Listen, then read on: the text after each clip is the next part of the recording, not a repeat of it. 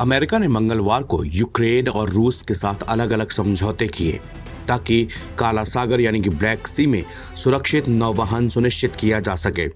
इसके अलावा दोनों देशों ने एक दूसरे की ऊर्जा सुविधाओं पर भी हमला रोकने को तैयार हो गए हैं। अगर ये समझौते लागू होते हैं तो रूस और यूक्रेन सीज फायर की दिशा में अब तक की सबसे बड़ी जीत होगी। अमेरिका ने इसे यूक्रेन और रूस के 3 साल पुराने युद्ध को समाप्त करने के लिए शांति वार्ता की दिशा में बहुत बड़ा कदम बताया है। इन समझौतों के बाद अब काला सागर में सीज फायर लागू होगा और यूक्रेन में ऊर्जा इंफ्रास्ट्रक्चर पर हो रहे हमले भी रुक जाएंगे। इस समझौते से पहले सऊदी अरब में रूस अमेरिका में कई दौर की बातचीत हुई थी। इसी बीच ट्रंप और पुतिन ने भी वर्चुअल मीटिंग की थी। इन समझौतों के बाद अब काला सागर में सीज फायर लागू होगा और यूक्रेन में ऊर्जा इंफ्रास्ट्रक्चर पर हमले रोक दिए जाएंगे। इस समझौते से पहले सऊदी अरब में रूस अमेरिका में कई दौर की बातचीत हुई है। यह ऐतिहासिक करार अमेरिकी राष्ट्रपति डोनाल्ड ट्रंप और रूसी राष्ट्रपति व्लादिमीर पुतिन के बीच हुई वीडियो मीटिंग के बाद हुआ है। व्हाइट हाउस ने एक बयान में बताया कि अमेरिका ने राष्ट्रपति डोनाल्ड ट्रंप की इस जरूरत को दोहराया कि रूस और यूक्रेन संघर्ष में दोनों पक्षों की हत्याएं बंद होनी चाहिए, क्योंकि ये एक स्थायी शांति समझौते की दिशा में सबसे अहम है। इसी बीच यूक्रेन के राष्ट्रपति वोलोदिमीर जेलेंस्की ने कहा कि यूक्रेन रूसी ऊर्जा सुविधाओं पर हमला नहीं करेगा, जबकि पुतिन हमारे यहाँ हमला करना जारी रखेंगे। आज की स्थिति में यह समझौता ऐसा ही लगता है।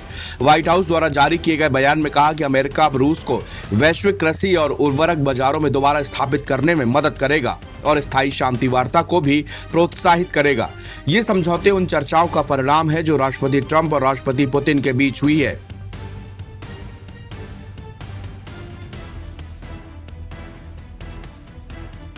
दोनों देशों ने कहा कि वो समझौतों को लागू करने के लिए वाशिंगटन पर निर्भर रहेंगे। यूक्रेनी राष्ट्रपति व्लादिमीर जेलेंस्की ने कीव में एक संवाददाता सम्मेलन को संबोधित करते हुए कहा कि यदि रूस इसका उल्लंघन करता है तो मेरे पास राष्ट्रपति ट्रंप के लिए एक सीधा सवाल होगा। हम प्रतिबंधों की मांग करेंगे, हम हथियारों की मांग करेंगे। रूसी विदेश मंत्री सर्गेई लावरोव ने भी कहा कि हमें स्पष्ट गारंटी की आवश्यकता होगी और सिर्फ कीव के साथ समझौते के दुखद अनुभवों को देखते हुए गारंटी केवल वाशिंगटन से जेलेंस्की और उनकी टीम को एक काम करने और दूसरा ना करने के आदेश का परिणाम हो सकती हैं। ये समझौते सऊदी अरब में अमेरिका, रूस और यूक्रेन के बीच अलग अलग बातचीत के बाद हुए हैं। अभी तक रूस और यूक्रेन ने सीधी बातचीत नहीं की है, लेकिन दोनों देश अमेरिका से वार्ता कर सहमति जता रहे हैं। मॉस्को के साथ समझौते के तहत वाशिंगटन ने रूस को उसके कृषि और उर्वरक निर्यात के लिए बाजारों तक पहुंच बहाल करने में मदद का वादा किया है। क्रेमलिन ने कहा कि इसके लिए कुछ प्रतिबंधों को हटाने की आवश्यकता होगी। पिछले हफ्ते ट्रंप और दोनों राष्ट्रपति यानी कि जेलेंस्की और व्लादिमीर पुतिन के बीच अलग अलग फोन कॉल के बाद वार्ता हुई थी। पुतिन ने 30 दिनों तक चलने वाले पूर्ण युद्ध विराम के ट्रंप के प्रस्ताव को अस्वीकार कर दिया था, जिसका यूक्रेन ने पहले समर्थन किया था।